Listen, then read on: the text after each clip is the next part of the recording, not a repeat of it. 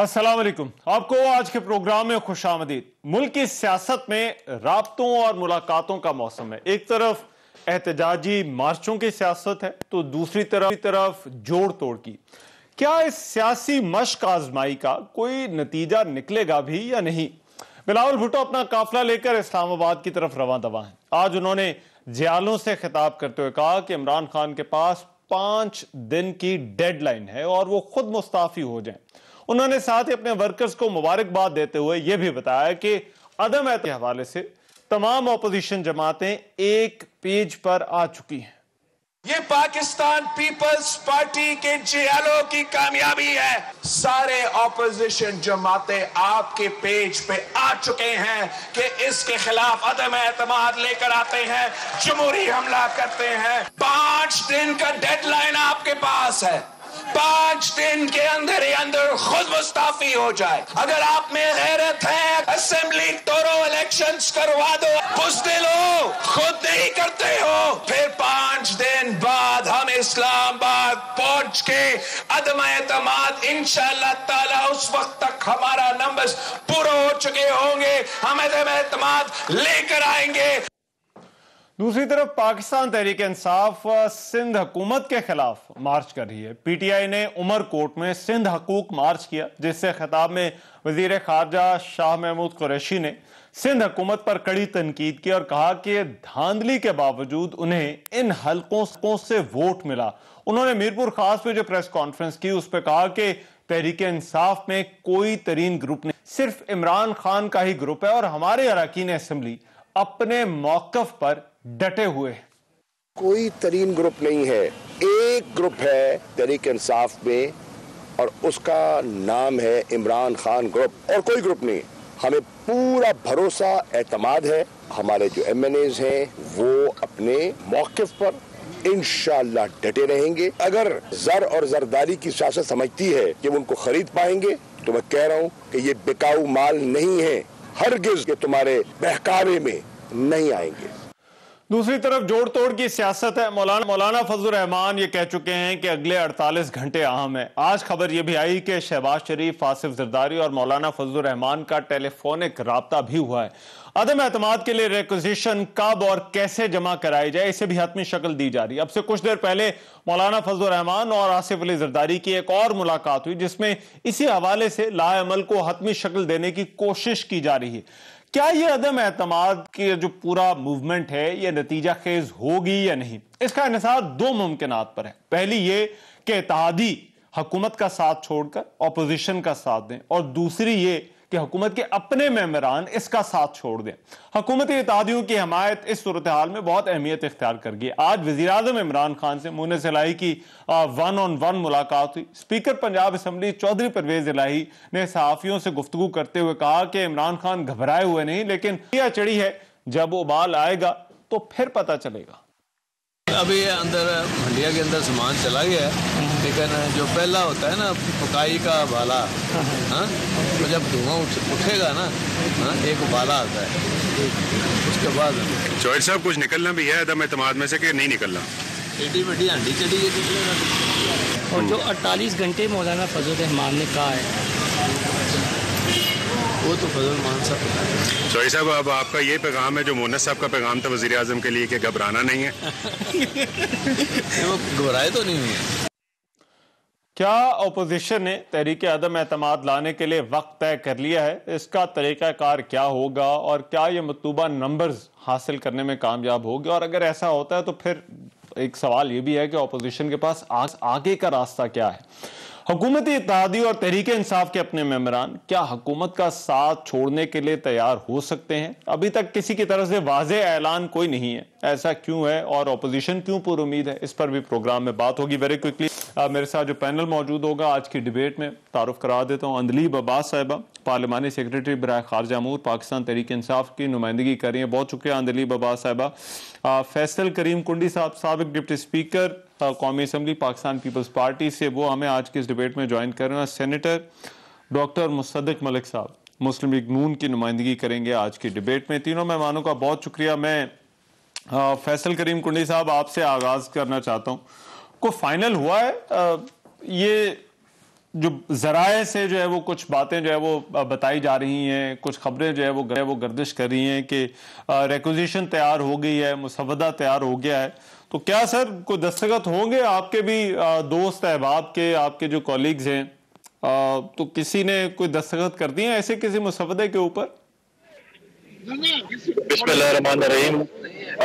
देखें, आपका मैंने इंट्रो सुना और ये आपने जो मसौदे की बात की, नो कॉन्फिडेंस की बात की, हम इस वक्त लॉन्ग मार्च में हैं और लोधरा अभी हम पहुंचे हैं। दूसरी तरफ प्रेसिडेंट साहब जो है उनको दिया गया हुआ है और आप कुछ देर पहले मौलाना फजल रहमान साहब से उनकी मुलाकात हुई और आपने लाहौर में भी देखा और इस्लामाबाद में देखा एक्टिविटीज चलती रही। देखिए, हम तो अदम एतमाद का पहले दिन से चेयरमैन बिलावल साहब कह रहे थे कि हम अदम एतमाद के जरिए जमहूरी तरीके से हुकूमत को गिराएंगे। अब हम लगे हुए हैं, एलआईसी के साथ भी मीटिंग हुई है, बहुत सी ऐसी हुई है और हम बिल्कुल आज जैसे आपने देखा कि चेयरमैन बिलावल ने 5 दिन का अल्टीमेटम दिया कि वजीर आजम रिजाइन करें, नए इलेक्शन अनाउंस करें, वरना अदम एतमाद का सामना करें। और बिल्कुल मैं आपको बताता हूँ कि हम बिल्कुल जो है इस पे कमिटेड हैं और हमने इस पर होमवर्क कंप्लीट कर चुके हैं और इंशाल्लाह बहुत जल्द आप देखेंगे अदम एतमाद की तहरीक जमा होगी और इंशाल्लाह ताला वो कामयाब भी होगी। हमने एलाइंस के साथ भी मीटिंग की है, बाकी लोगों के साथ भी मीटिंग की है, इंशाल्लाह ताला हम जमहूरी तरीके से इस हुकूमत का खत्म करेंगे। अच्छा, मगर फैसल भाई, आप लोग महंगाई के खिलाफ निकले हुए हैं। आपने कहा पेट्रोल की कीमतों में जो है वो इजाफा हुआ है। अब दूसरी तरफ हमने वजीर आजम की तरफ से, तहरीक इंसाफ की हुकूमत की तरफ से ऐलानात देखें। आप क्योंकि मार्च के साथ है, मैं इस वजह से आपसे ये सवाल पूछ रहा हूँ। तो क्या ये जो महंगाई में कमी, चीज़ों की कीमतों में कमी, हालिया ऐलानात वजीर आजम की जो रिलीफ दिया है, उससे आपके मार्च पर कोई फर्क पड़ा है? हमारे मार्च पे असर नहीं हुआ, लेकिन लोग इस पे खुश हैं कि हमारे मार्च के दूसरे दिन ही वजीर आजम को ख्याल आया, क्योंकि उसके वज़रा खुद कह रहे थे और वजीर आजम कह रहे थे कि हम पेट्रोल की कीमतें नहीं कम कर सकते, मार्च के दूसरे दिन ही इनको चीजों को सस्ती करनी पड़ी और ये कमिटमेंट करनी पड़ी कि हम बजट तक जो है ये कीमतें नहीं चढ़ाएंगे। पहली बात तो है कि वो कमिटमेंट जब भी करते हैं उस पर वो यू टर्न मारते हैं और पता नहीं बजट तक ये अब होते भी है कि नहीं होते हैं। ठीक है, अब दूसरे दिन हमने तो उनको कहा था दूसरे दिन की पार्टी तो अभी शुरू हुई है, आगे आगे देखें क्या होता है। आज आप देखें, मैंने कल न्यूज में गालिबन देखा कि रेल साहब ने भी बलूचिस्तान के अपने उसे इस्तीफा दे दिया है। बाकी भी अगर आप देखें जिस शख्स को इमरान खान वफाकी वजीर नहीं बनाना चाहता था, उस पर क्या क्या इल्जामात लगाता था, आज उसके साथ 1-to-1 मीटिंग कर रहे हैं। ये सियासत के रंग है। हमने कहा था हम इनको सियासत सिखाएंगे। आज चौधरी साहबान के पास ये जा रहे हैं मिलने के लिए। चौधरी साहब तो पहले भी बीमार थे, लेकिन पहले तो ये नहीं कि उनसे मुलाकात करने के लिए, अभी इनको याद आया कि चौधरी साहब बीमार हैं। आज अपने इक़्तिदार के लिए, आज अपनी वज़ीर आज़मशिप के लिए वो चौधरी साहब के भी पाँव पड़ रहे हैं, उससे भी एनआरओ मांग रहे हैं, एमक्यूएम से भी एनआरओ मांग रहे हैं। जो एनआरओ मांगेगा इमरान अपनी फैसल भाई देगा। मैं आपकी तरफ जरा वापस आता हूँ। थोड़ा सा ये भी आपसे दरख्वास्त होगी कि आप जरा किसी ऐसी जगह पर हों जहां पर हम आपको और ज्यादा जो है वो वाज़ेह तौर पर जो है वो सुन चुके हैं। लेकिन डॉक्टर साहब, पहले क्योंकि जरा ऑपोजिशन से पूछ लें, ये सवाल हम पूछ रहे हैं, बार बार पूछ रहे हैं, कब आ रही है, कब तरीके अदम एतमाद आ रही है। आई नो इस पे कोई बड़ा वाज़ेह जो जवाब भी नहीं मिल रहा। ये भी कहा जा रहा है कमिंग सून, बस इतना जो है वो पता चला। लेकिन डू यू थिंक के जो होमवर्क है, जो तैयारी होती है किसी भी ऐसी पॉलिटिकल मूव के लिए, और वो कितनी मुकम्मल है? वो क्या हो चुकी हुई है? क्या ऑपोजिशन स्टेज से जो है वो आगे निकल चुकी है और आगे की जो है वो सोच रही है? ये जरा वाज़ेह करें कि आप क्या समझते हैं कि ऑपोजिशन अभी किस स्टेज के ऊपर है इस सारे मूव को लेकर? देखिए, कुछ दिन पहले तक तो मैं यही कह रहा था कि तमाम सियासी जमातों के पास हमें जाना है। इलाहाकी जो हुकूमत की जमातें हैं उनके पास भी कुछ हुकूमत के लोग हमें कांटेक्ट कर रहे थे, उनसे भी बातचीत चल रही थी। और तब तक तो मैं ये कह रहा था कि बड़ा मुश्किल है कि आप कोई डेडलाइन दें। और इस वक्त जो नंबर्स हैं, अददी बरतरी जो है वो हुकूमत और इलाहाकी जमातों को हासिल है। इस वजह से रिस्पॉन्सिबल चीज यही है कि हम ये कहें कि हम तमाम जमातों के पास जाएंगे, जब हमारे नंबर पूरे हो जाएंगे तो हम इसको आगे लाएंगे। लेकिन अब पिछले तकरीबन 5-6 दिन से जो गुफ्तगू कम अज कम हमारी पार्टी, उससे ये बात वाज़ेह हो गई है कि कि जो नंबर्स हमें चाहिए वोटर्स में कॉन्फिडेंस करने के लिए वो अब मौजूद हैं। और अब कुछ दिनों की या एक आध हफ्ते की बात है कि ये जो वोटर्स में कॉन्फिडेंस है ये पेश कर दिया जाएगा। अच्छा। और एक तो मैं आपको दो रेफरेंसेस दूंगा। एक तो मौलाना का रेफरेंस दूंगा जिन्हें आपने मालूम है कि उन्होंने कहा कि बहुत जल्द खुशखबरी आने वाली है और कुछ होगा। मगर दूसरी मैं आपको इमरान खान साहब का जिस पैकेज का आप जिक्र कर रहे थे उसका मैं जिक्र करूंगा कि देखिए हुकूमत के पास इंटेलिजेंस होती है, आईटी है, दीगर इदारे हैं। तो क्या वजह हुई कि आज से 10 दिन पहले तो इमरान खान साहब कह रहे थे कि 12 रुपए पेट्रोल की कीमत बढ़ानी चाहिए और 6 रुपए बिजली की कीमत बढ़ानी चाहिए। मगर इन 10 दिन में क्या हुआ, वो स्पेस किधर 10 दिन के अंदर आ गई। अगर आज वो स्पेस अवेलेबल है तो 10 दिन पहले जब ये कीमतें बढ़ाई गई थी तब भी अवेलेबल होगी। उससे 1-1.5 महीना पहले जब मिनी बजट आया था, बजट में 750 अरब के नए टैक्सेस लगाए गए थे, उस वक्त भी अवाम को रिलीफ दिया जा सकता था, मगर तब भी रिलीफ नहीं दिया गया। तो इससे इमरान खान साहब की नुक्ता नजर से और इंटेलिजेंस और इंफॉर्मेशन भी हमारी बातों को कंफर्म करती है कि कुछ ना कुछ तो है जो इतना पैनिक है कि इमरान खान वाकई जैसा कहा करते थे मैं सड़क पर आ गया तो मैं देखिए डॉक्टर साहब ये तो अंदाजे तो हम जैसे कोई लोग लगाएं कि अच्छा यहाँ पर कुछ हुआ होगा, वहां पर कुछ हुआ होगा। आप तो पार्टी हैं, आप तो ऑपोजिशन हैं, तो आपके पास तो इन्फॉर्मेशन होनी चाहिए। ये तो बातें आपकी बिल्कुल ठीक है, आपके पास आप बिल्कुल बजा फरमा रहे हैं कि कुछ ना कुछ हुआ होगा, क्यों ऐसा हो रहा है। मगर ये अंदाजे तो हमारे होते हैं, खबर तो आपके पास होती है। तो मैं वही तो इसी वजह से आपको कह रहा हूँ कि पार्टी की जो सीनियर जो हमारे तमाम लीडर हैं जिनसे मेरी गुफ्तगू रहती है, अच्छा, गुफ्तगू से और कुछ अपोजिशन के जो हमारे दोस्त हैं मुख्तलिफ पार्टीज में जिनसे हमारा उठना बैठना हर वक्त रहता है, तो उससे बड़ी बात यह वाज़ेह शक्ल में अब सामने आ रही है कि नंबर पूरे हो चुके हैं और अब कुछ दिनों की बात है कि वोटर कॉन्फिडेंस पेश कर दिया जाए। तो ये मसला नहीं है कि आ रही है या नहीं आ रही है, मसला ये है कि क्वेश्चन ये है कि कब आ रही है। अंदलीब साहबा जो है वो बहुत जल्द हो चुका है। अब वो कब पुरानी बात नहीं जो मैं 1-1.5 हफ्ता 2 हफ्ते पहले कह रहा था। अंदलीब साहबा अरे कब वो जी इमरान खान साहब भी खुद कंफर्म कर रहे हैं। अच्छा, तो खान साहब आप कह रहे हैं कि उनकी जो अभी जो वो मूव कर रहे हैं उससे खुद जो है वो कंफर्म हो रहा है। अंदलीब साहबा हुकूमत चैलेंज करती रही है कि जो है वो ऑपोजिशन अगर नंबर्स पूरे हैं, अगर ये सब कुछ है, वो कह रही है कि ऐसा हुकूमत जो है वो हुकूमत को घर भिजवा सकते हैं, तो वो लेकर आए। बट अभी तो अब ऐसा लग रहा है कि ये ऑपोजिशन जो बात कुंडी साहब ने की, डॉक्टर मुसद्दिक ने की, जो बात अभी ऊपर वाली क़यादत भी इनकी जो है वो कर रही है, ये बहुत जल्द होने वाला है। अब भी आपको ये लग रहा है कि ये लोग जो है वो लेकर नहीं आ रहे तरीके अदम एतमाद? शुक्रिया रहमान। मेरा ख्याल है वो एक वाला हिसाब हुआ है और अभी भी आप देखें कि जो अदम एतमाद है वो इनको आपस में अदम एतमाद है। आप ये चेक करें कि मौलाना साहब ने कल कहा था कि 48 घंटे में हम कर रहे हैं और 24 घंटे तो हो गए। अब बिलावल ने अभी अनाउंस किया कि जी 5 दिन मैं कुछ कर रहा हूँ। तो वो टिपिकल है इनका कि इनकी आपस में इनकी तालमेल नहीं मिलती। एक कह रहा है कि जी हमने 27 फरवरी को निकालना है अपना लॉन्ग मार्च, और जब वो ऑफर करता है पीडीएम को, पीडीएम रिफ्यूज कर देती है। पीडीएम इनसे मांगती है कि जी आप हमारे लॉन्ग मार्च में आओ, ये रिफ्यूज कर देते हैं। तो वो जो एक पेज क्या, एक लाइन क्या, एक लफ्ज में भी इकट्ठे नहीं है। अगर हो तो फिर चले 24 घंटे रह गए हैं, 24 घंटे बाद कल शाम तक आप अगर ले आते हैं अदम एतमाद तो अच्छी बात है। हम तो कह रहे हैं, आपको याद होगा ये 1 साल कहते रहे लॉन्ग मार्च होना है। दिसंबर के अंदर इन्होंने मीनारे पाकिस्तान पे अपने आप को पाश किया। उसके बाद कहा कि जी मार्च में लॉन्ग मार्च होगा, फिर कहा कि जी हम इस्तीफे देंगे, इस्तीफे मुंह पे मारेंगे, इस्तीफे इनके अपने मुंह पे पड़ गए। तो इसलिए हम तो कहते हैं कि जी करें, करने वाले बने। बातें अब आप कर करके लोगों को चार नहीं सकते। और उसके बाद फिर अब इनके पास कोई नैरेटिव नहीं रहा। अब नैरेटिव क्या रहे कि जी इस वक्त दुनिया की सबसे महंगी इस वक्त ऑयल प्राइसेस हैं, 112 113 पे है, इंडिया में देख लें, महीने में 17 दफा रेज हो रही है प्राइसेस महीने के अंदर। और आप बाकी देख लें, बांग्लादेश देख लें, सब।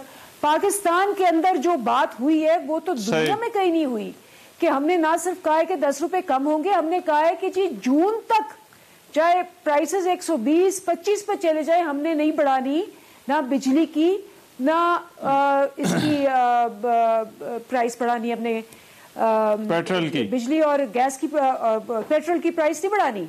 दूसरा, हमने एहसास राशन कार्ड का इंट्रोड्यूस कर दिया है, 30% डिस्काउंट आटा दालों चीनी पे।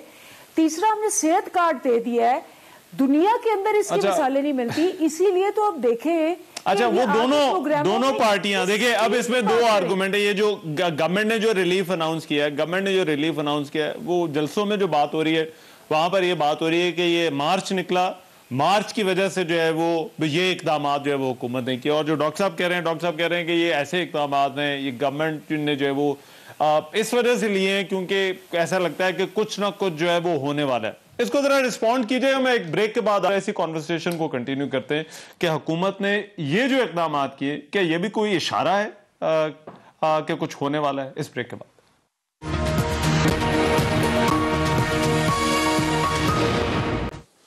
ब्रेक के बाद प्रोग्राम में एक मरतबा फिर से खुशामदीद। अंजलि साहब, ब्रेक पर जाने से पहले जो मैं सवाल आपके लिए छोड़ के गया था, ये जो रिलीफ है, इसको क्या एहतजाज से जो भी पीपल्स पार्टी कर रही है या तरीके अदम एतमाद वाली जो सूरत हाल है, क्या इस वजह से हुकूमत ने ये रिलीफ दिया?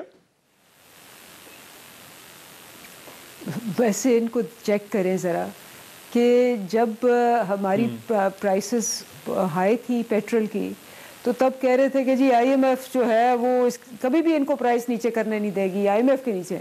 अब खाकान अब्बासी जिन्होंने ये स्टेटमेंट दी थी, अब वो कह रहे हैं कि जी ये जो प्राइसेस इन्होंने कर दी हैं नीचे, अब इनको IMF जो है वो इनको कोई पैसे नहीं देगी और वैसे लोग ज़्यादा खर्चेंगे और फिर महंगाई हो जाएगी अगर लोगों के पास पैसे ज़्यादा आए। I mean look at there logic कि कितना ज़्यादा ये लॉस्ट हैं। अब कह रहे जी हमारी, मतलब नून लीग तो माशाल्लाह बेचारी किसी सीन में ही नहीं है ना, वो तो किसी खाते में ही नहीं है। वो तो मौलाना फजलुर रहमान के डिपेंडेंट है कि किसी वक्त वो अपना लश्कर लेके बाहर निकलें और ये भी साथ वो ट्रक पे चढ़ जाएं।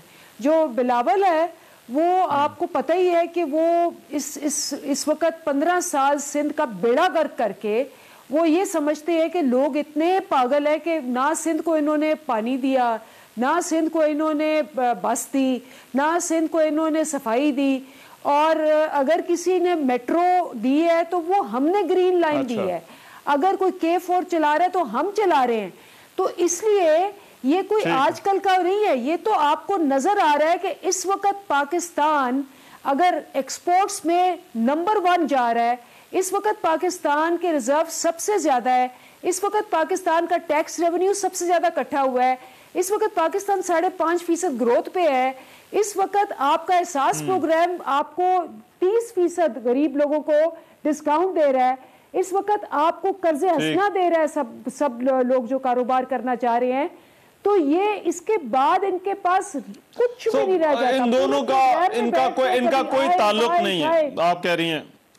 ठीक है, आप कह रही हैं इनका कोई ताल्लुक नहीं है, बट कुंडी साहब ये मुझे एक चीज समझाएं। कोई ताल्लुक नहीं है और उनका रियलिटी से कोई ताल्लुक ही नहीं। अच्छा, चलो मैं पूछता हूं जरा फैसल भाई, MQM आपके खिलाफ मार्च करे। देखिए, दो ही मुमकिनात हैं जहां पर आपकी सारी पॉलिटिकल मूवमेंट जो है वो कामयाब हो सकती है। MQM आपके साथ मिल जाए, मगर MQM हम देख रहे हैं कि वो मार्च कर रही है। काफ लीग, आज मुनस सलाई की मुलाकात हुई, वहां पर भी जो है वो कुछ ऐसे ही पैगाम आ रहे हैं कि जैसे वो अभी भी जो है वो हुकूमत के साथ खड़े, वह उन्होंने ऐलान नहीं किया। GDA के वैसे ही 3 मेंबर हैं। तो सर, ये जो नंबर्स आपने पूरे किए हैं या ये होमवर्क पूरा किया, तो ये कहाँ से किया है सर? देखिए, पहली बात तो ये है कि आप जब खबर चलाते हैं जराए के जरिए, आप बताते जाइएगा कि किसने ये खबर दी है, क्योंकि आपको ट्रेडिशनल लगता है, उनको बताते हैं कि ये जराए से चल रही बात है। आपने जो MQM की जिक्र किया, काफ का जिक्र किया, मुस्लिम लीग काफ का, देखिए माजी में भी मुस्लिम लीग काफ MQM ये और आज की इत्तेहादी है, कल वो किसी और की इत्तेहादी होंगे। तो वक्त आने पर मैं सिर्फ अंदलीब साहब बस ये रिक्वेस्ट करूंगा कि आप अपने स्पीकर साहब से कहें कि जब एप्लीकेशन जमा कराएं, नो कॉन्फ्रेंस की, तो जल्द से जल्द उसको इंटरटेन कर ले। उसमें वो है लेट ताकि जो है वो प्रोसेस जल्दी हो, क्योंकि 14 डेज के अंदर में इजलास बुलाना है। ये तो कहते हैं जल्दी है, तो कहते हैं वो रिक्वेस्ट जो है वो जल्दी हो जाए। दूसरी बात ये है, बिल्कुल हम ये मार्च सिंध में कर रहे हैं। सिंध में वज़ीर-ए-आज़म साहब सिर्फ आते हैं उस वक्त जब उनको शौकत खानम का चंदा जमा करना होता है, फिर कहते हैं मैं आपको अरबों रुपए दे रहा हूँ। क्या एनएफसी अवार्ड के जो शेयर है सिंध का, क्या आप उनको दे रहे हैं? आपको शौक ना पाए, बिल्कुल आप इलेक्शन लगे, आप शाहूद कुरैशी में तो इमरान खान के मुकाबले में खड़े हो गए हैं और वो कह रहे थे बोल रहे हैं उनका हक है, लेकिन बताएं कि उनके लिए जो एनएफसी में जो सिंध के हुकूक है उनके लिए बात की सिर्फ मुझे बताएं क्या आप किसी गरीब का मुफ्त से या कोई ऐसी चीज एमटीआई सिस्टम ये हमारे जो है हेल्थ सिस्टम तबाह कर दिया।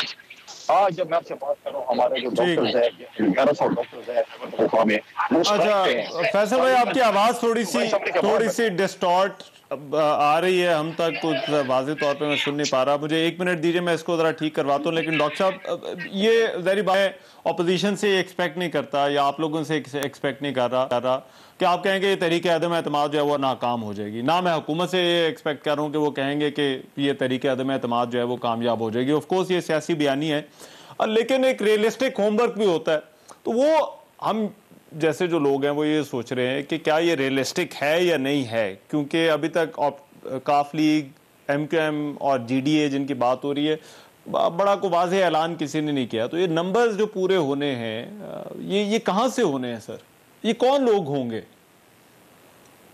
एक बहुत बड़ी पहली बात तो मैं 2-3 करेक्शन करना चाहूंगा। एक तो अंजलीब साहिबा ने अभी शाहिद खाकान अब्बासी साहब का जिक्र किया।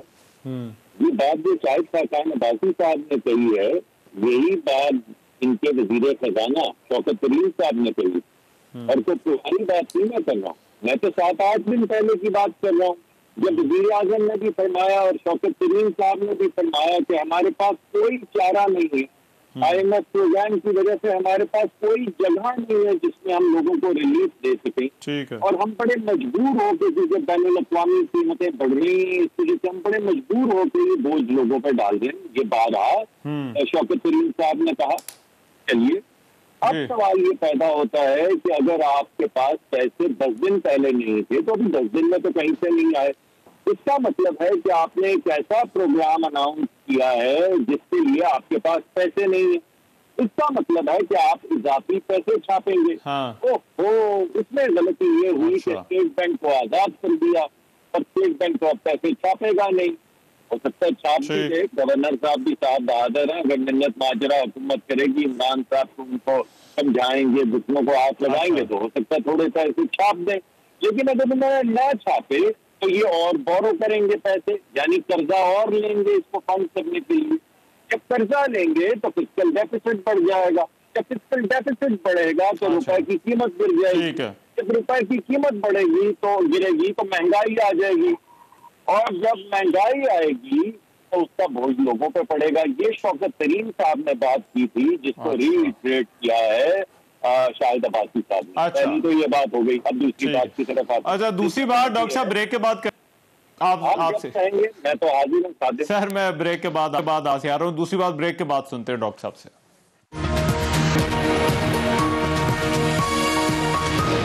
ब्रेक के बाद प्रोग्राम में एक मरतबा फिर से खुशामदीद। डॉक्टर मुसद्दिक साहब, आप बात पूरी कर लीजिए, 1 मिनट है। आप कहते हैं कि ये इत्तेहादियों के बगैर भी काम हो जाएगा सर, कैसे होगा सर? तो एक तो मैं इत्तेहादियों वाली बात पे थोड़ी सी बात करूँ। कल आप सारे चैनल पे तारिक बशीर चीमा साहब जो जनरल सेक्रेटरी है क्यू लीग के, वो मेरे ख्याल में 2 या 3 मुख्तलिफ चैनल पे गए हुए थे। तो जरा उनके बयानात जो हैं उनको आप पेश कर दीजिए। और जो उन्होंने तकरार की कि बार बार उनको 5 मुख्तलिफ जगहों से पूछा गया कि तो आप क्या हुकूमत के साथ हैं, उन्होंने कहा आज है। उन्होंने कहा मगर ये वोट ऑफ नो कॉन्फिडेंस में, उन्होंने कहा फैसला करेंगे। फैसला भी नहीं हुआ। दूसरी बात ये है कि हमें जिस चीज से एतमाद है आ रहा है वो ये है कि बहुत से हुकूमत के अपने अराकीन जो है, हम बहुत देर से ये बात कर रहे हैं, सिर्फ हमारी पार्टी से जो लोग रास्ते में हो तो खैर बहुत ज्यादा हैं, मगर जो हुकूमत के खिलाफ वोट करने को बहुत हद तक तैयार बैठे हैं, वो जितने नंबर हमें चाहिए उससे कहीं ज्यादा है। फिर उसके अलावा कुछ पीपल्स पार्टी के दोस्त हैं, कुछ मौलाना फजलुर रहमान के साथ हैं। तो ये खेल अब इल्हाकी जमातों से जरा आगे निकल गया है। पहले ये थी आपकी बात की कि अगर इल्हाकी जमातें साथ होंगी, हुकूमत की इल्हाकी जमातें, तो होगा कॉन्फिडेंस। लेकिन अब लगता ऐसे है कि जो पहाड़ इन्होंने जो बीज बोया है या जो पहाड़ फेंका है महंगाई का लोगों के ऊपर, जो सियासी जहन रखने वाले लोग हैं जो 10-20 सो बेसिकली आपको लगता है इनके अपने लोग हैं। डॉक्टर साहब मैं जरा टाइम जरा कम है, मैं फैसल भाई से और अंदलीब साहब से भी जो फाइनल रिस्पांस ले लूं। जी फैसल साहब। अच्छा तो जी अंदलीब साहबा, वो कह रहे हैं ज्यादा लोग जो है वो ऐसा लगता है आपके अपने ही होंगे। मतलब आप खुद ये दिखा चुके हैं कि हर बजट पे, हर फैटफ पे, हर वोटिंग पे ना सिर्फ ये गायब होते हैं, इनके लीडर्स गायब होते हैं। आप ये देखें स्टेट बैंक का जब बहस शुरू हुई तो शहबाज शरीफ, खाकान अब्बासी भाग गए, वो थे ही नहीं। जरदारी बिलावल भाग गए, वो नहीं थे। और यूसुफ रजा गिलानी साहब तो माशाल्लाह जब उन्होंने कहा जी मुझे पता ही नहीं चला वोटिंग हो गई, इनके लीडर ही भाग गए। जो सबसे बड़ा लीडर है वो मुल्क से भाग गया हुआ है। उसके तो बाद इत्तेहादियों के मिक्स सिग्नल्स हैं या इत्तेहादियों का आपको लगता है बड़ा क्लियर कट रिस्पांस है? जो इत्तेहादियों वाली बात हो रही है, कोई इत्तेहादियों के आपको मुनिस इलाही ने पब्लिक टीवी पे खड़े होके कहा कि ये आने जाने इनको दें, हम हमेशा आपके साथ हैं।